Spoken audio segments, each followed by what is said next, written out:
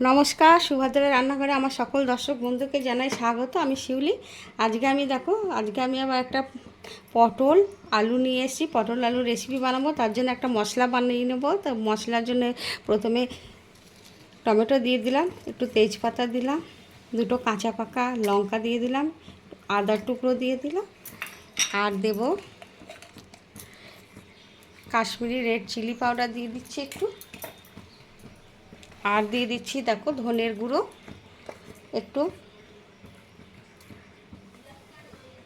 আর জিরের গুঁড়ো। এই জিরের গুঁড়োটা কিন্তু আমার ঘরে বানানো জিরের গুঁড়ো, আমি ঘরে জিরের গুঁড়ো বানিয়ে নিই। তো এইগুলো দিয়ে সামান্য একটু জল দিয়ে এটাকে আমি ভালো করে একটা মোলায়েম পেস্ট বানিয়ে নেব। আমি কড়াতে সর্ষের তেল দিয়ে দিয়েছি। এই যে আমার পটলগুলো রয়েছে, আমি পটলগুলো ভাজতে দিয়ে দিচ্ছি। পটলগুলো আমি দেখো একটু ডিজাইন করে কেটেছি দেখতে ভালো লাগার জন্য। তোমরা তোমাদের ইচ্ছা মতো কাটবে। পটলগুলো আমার ভাজা হয়ে গেছে, এবার আমি পটলগুলোকে উঠিয়ে নিচ্ছি। এবার আমি আর একটু সর্ষের তেল দিয়ে দিলাম, আর দেখো গোটা জিরে ফোড়নে আর ফাটিয়ে নিয়েছি দুটো ছোটো এলাচ, লবঙ্গ আর একটা কাঁচা লঙ্কা দিয়ে দিলাম ফোড়ন।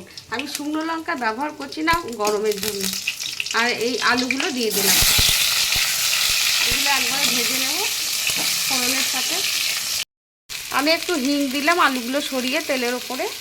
তো তোমরা যদি কেউ হিং অপছন্দ করো তাহলে দেবে না, আমি নিরামিষ রান্না বলে হিং দিলাম।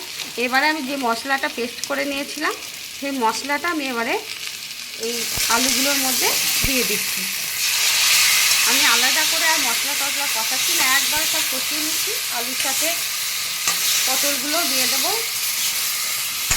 একদম পটলগুলো একবারে দিয়ে দিচ্ছি। আলু পটল সব একবারে কষিয়ে রান্নাটা হবে। আর বেশি তেল দিয়ে হড়হড়ে করে গরমের মধ্যে রান্না করতে চাইছি না।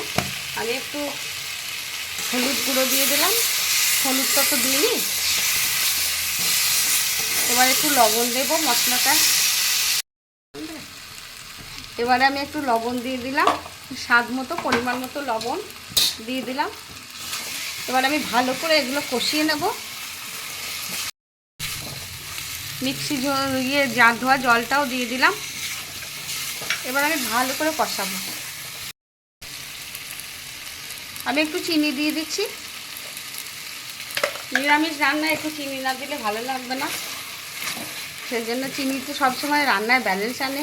তোমরা এইভাবে একবার রান্নাটা করে বানিয়ে খেয়ে দেখবে এবং আমাকে কমেন্ট করে জানাবে। অসম্ভব সুন্দর হয়, ভাতের সাথে, রুটির সাথে, পরোটার সাথে, লুচির সাথে খুব ভালো লাগবে এবং পোলাওয়ের সাথেও ভালো লাগবে। এরকমই একটু মাখা মাখাই হবে রান্নাটা। আমি এবার একটু চাপা দিয়ে দেব, চাপা দিয়ে এটাকে একটু কষিয়ে কষিয়ে রান্নাটা করব। দেখো আমি এবার খুলে একবার দেখছি, মাঝে কিন্তু আমি দুবার খুলে দেখেছি, কারণ এটা রান্নাটা তো একদম কষিয়ে কষিয়ে হবে, সেই কারণে। প্রায় হয়ে এসছে, দেখো তেল ছাড়তে শুরু করে দিয়েছে। এরকমই হবে রান্নাটা। তোমরা এভাবে একবার বানাবে। এটা আমি কার কাছে শিখেছি তোমাদের বলি। এটা হচ্ছে আমাদের বাড়িতে, তোমরা জানো অনেকেই, মা দুর্গা, তারপরে মহাপ্রভু বাবার বাড়িতে, কেষ্টরা শ্বশুর বাড়িতে আছে, তো ওদের ভোগে রান্নাটা হয়। মানে কি বলো তো, শটে শটে এই একবারে আমি তো পটলটা ভেজে তুলে নিয়েছি, কিন্তু ওখানে পটলটা আলুটা একসাথেই তেলের মধ্যে দিয়ে দেয়। এই দেখো তোমাদের দেখাচ্ছে, এটা কিন্তু আমার ঘরে বানানো ঘি শিশির মধ্যে রয়েছে। আমি এবার নামাবার আগে একটুখানি ঘি দিয়ে দেবো, দিয়ে নামাবো। অসম্ভব সুন্দর সুগন্ধ বেরোচ্ছে রান্নাটা দিয়ে। তোমরা এইভাবে একবার বানাবে, বানিয়ে খেলে তবে বুঝতে পারবে যে রান্নাটা কি অসম্ভব সুন্দর হয়।